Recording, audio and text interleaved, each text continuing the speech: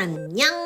来万元市场怎么可以错过鱼饵乐呢？内用先记得预约排队，在等待的同时已经被炸辣椒馋到不行，因为人数比较多，我们大概等了1个多小时，真的有够热。鱼饵乐招牌，那个炸辣椒包肉，再搭配3种酱料。第一个先拿给 Yuna 吃。薄薄的面皮加上大辣椒，中间再夹满了猪肉馅，多层次口感。不太吃炸的我都连续吃好几口，因为有点微辣。Yuna 完全拒吃，也点了生牛肉 Yukui， 打散蛋黄后淋在生牛肉上，再好好的搅拌就可以吃啦。为了 Yuna， 我们点了炸酱面。看到炸酱面 ，Yuna 终于主动动手开始吃饭。